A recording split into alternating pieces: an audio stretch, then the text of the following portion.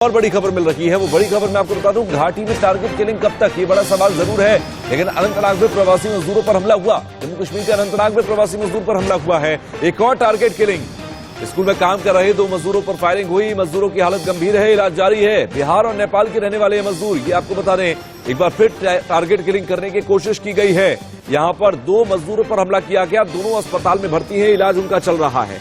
तो बार बार टारगेट किया जा रहा है गैर कश्मीरियों को। बिहार और नेपाल के रहने वाले हैं मजदूर। ये बड़ी खबर, इस वक्त स्कूल में काम कर रहे 2 मजदूरों पर फायरिंग की गई।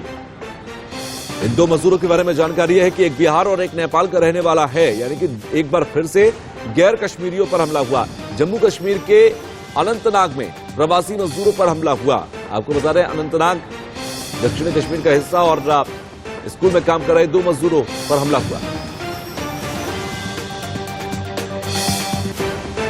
कश्मीर जोन पुलिस के ने इस पूरे मामले की जानकारी दी है और बोडियाल गांव के अंदर एसएपीएस स्कूल में काम चल रहा था। दोनों मजदूर एक प्राइवेट स्कूल में काम कर रहे थे। आतंकियों ने काम कर रहे मजदूरों पर अटैक किया और दोनों मजदूर घायल हैं, इस वक्त अस्पताल में भर्ती कराए गए हैं। एक बार फिर गैर कश्मीरियों पर हमला किया गया। आतंकियों ने काम करने के दौरान फायरिंग की है। घाटी में टारगेट किलिंग कब तक, ये बड़ा सवाल।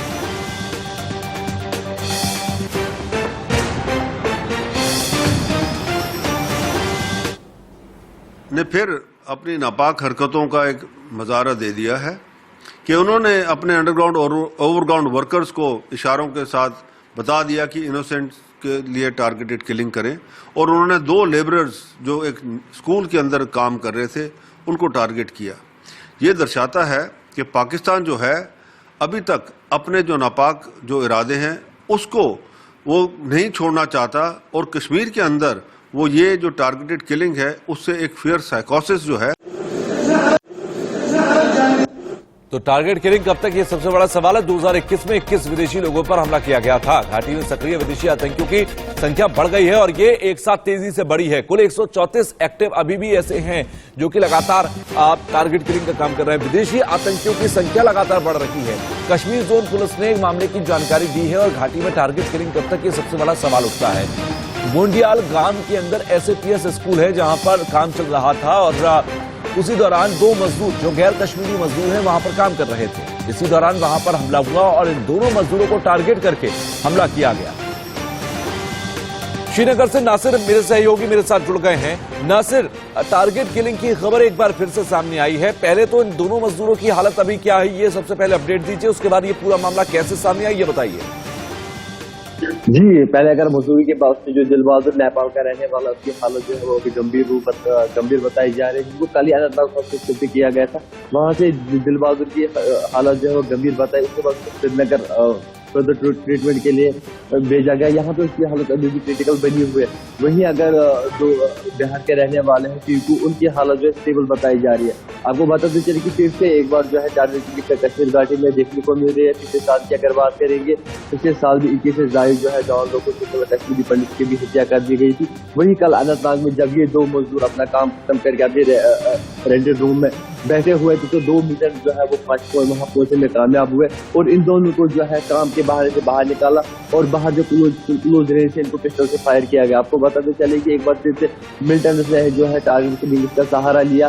पहले से ही सिक्योरिटी इनपुट था कि मिलिटेंट जो है 9 लोगों को निशाना बना सकते, उसके साथ साथ कश्मीरी पुलिस को भी निशाना बना सकते। लेकिन फिर से एक बार ये वही जिला है अनंतनाग का जहाँ पे कुछ दिन पहले हमने एक मुठभेड़ देखने को मिली, जहाँ पे एक LAT का कमांडर जो है उसको मार गिराया गया, और उसके साथ साथ कुलगाम में भी एक मुठभेड़ देखने को मिली पुलवामा में। वहां पे भी 2-3 मीटर्स को जो है मारने में सुरक्षा बल को कामयाबी मिली। कहीं ना कहीं अगर देखा जाएगा फिर से टारगेट किलिंग जो है उन्होंने कश्मीर में दस्तखत दी है। इससे पहले भी कश्मीरी पंडित की भी हत्या की गई थी, वो भी दक्षिणी कश्मीर के रहने वाले थे। और कल देर रात फिर से एक बार जो है 9 लोगों को फिर से मिलिटेंट जो है निशाना बनाया। इसे साफ दर्शाता है कि मिलिटेंट के पास अब कुछ नहीं है। जो सुरक्षा बलों ने उनके शिकंजा का था, उनके OGW से शिकंजा का था, अब वो जो है टारगेट का सहारा ले रहे हैं। अब वो मजलूम मजदूरों को जो है अपना निशाना बना रहे हैं। जी नासिर, क्या अभी तक ये जानकारी है सुरक्षा बलों के पास कि ये जो हमला हुआ टारगेट करके किन आतंकियों ने किया? क्या ये विदेशी आतंकी हैं या ये कश्मीरी ही हैं? दूसरा बड़ा सवाल कि इनकी घेराबंदी के बारे में क्या जानकारी है? जी बिल्कुल, देखिए अभी जो फॉरेन मिलिटेंट जो है वो अभी नॉर्थ कश्मीर में मौजूद है और साउथ कश्मीर में भी मौजूद है, लेकिन जो ये घटनाएं अंजाम देती है मिलिटेंट जो है लोकल युवाओं का सहारा लेते हैं, लोकल युवाओं को भड़काते हैं, उनके पास पिस्टल थमा लेते हैं।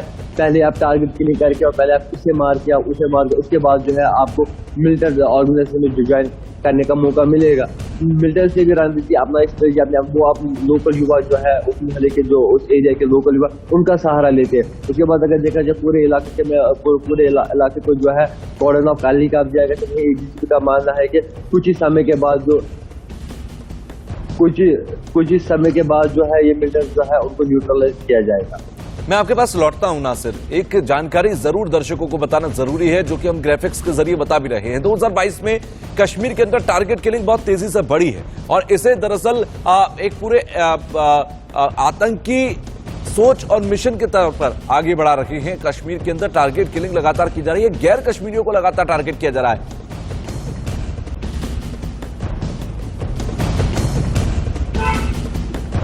तो 2022 के अंदर अगर देखा जाए तो कश्मीर में टारगेट किलिंग बढ़ी। 24 मई 2022 को पुलिसकर्मी की गोली मारकर हत्या कर दी गई। 17 मई 2022 बारामूला में वाइन शॉप पर ग्रेनेड से हमला किया गया, रंजीत सिंह की मौत हो गई, 3 लोग घायल हुए। इसके बाद 12 मई 2022 कश्मीरी पंडित राहुल भट्ट की बड़गाम के अंदर गोली मारकर हत्या कर दी गई। इसके बाद 12 मई 2022 को पुलवामा में पुलिसकर्मी रियाज अहमद ठाकुर की भी गोली मारकर हत्या कर दी गई थी।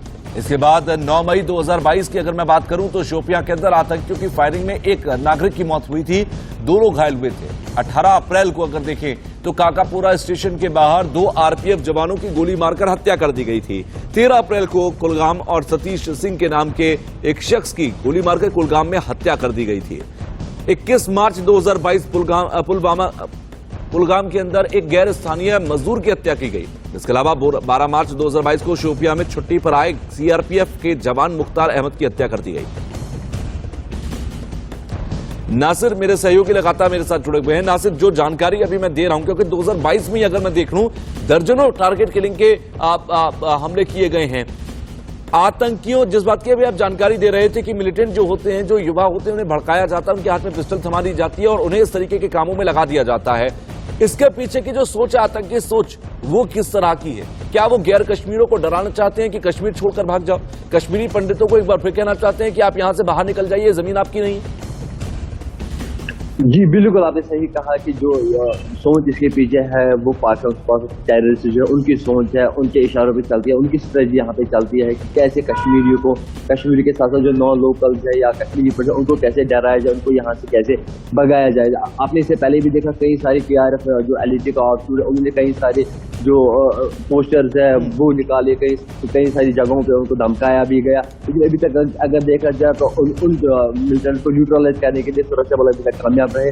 चाहे अमरीन भट्ट या राहुल भट्ट या रजनी देवी के पीछे जो भी हत्यारे थे, जो भी टेररिस्ट थे, उनको सुरक्षा बलों ने नो टाइम जो है न्यूट्रलाइज किया। और आज भी यही उम्मीद है कि आने वाले समय में ही जो इस घटना के पीछे जो मिलिटेंट्स है उनको न्यूट्रलाइज किया जाए और उनको भी न्यूट्रलाइज किया जाए जो इस सोच के पीछे है, जो पाकिस्तान के इशारों पे चलते हैं या यहाँ पे जिनकी ऐसी सोच है उनको भी न्यूट्रलाइज किया जाए, ताकि यहाँ पे अमन अमन फिर से ये इस तस्वीर से साफ दर्शाता है कि पाकिस्तान कभी चाहता नहीं है कि यहाँ पे अमन और शांति। अगर देखा जाएगा दारा हटाए जाने के बाद कश्मीर की तस्वीर जो है वो बिल्कुल बदल चुकी है, लेकिन वो शायद पाकिस्तान को रास नहीं आ रही है, तो वो अपनी स्ट्रेटजी जो है अपने वहाँ से पाकिस्तान से टेररिज्म को यहाँ पे बढ़ाना चाहते हैं, वहाँ से टेररिस्ट को धकेला जाता है। आपने खुद भी देखा कि कई बार जो है LOC पे जो इंफ्रास्ट्रक्चर है वो कैसे फॉइल की गई, इसलिए टेररिस्ट वहाँ पे मारे गए। और उसके साथ साथ अगर देखा जाएगा स्मॉल वेपन का इस्तेमाल किया जा रहा है, स्मॉल वेपन ड्रोन के थ्रू भेजे जा रहे हैं, लेकिन हर बार उनको मुंह की खानी पड़ी।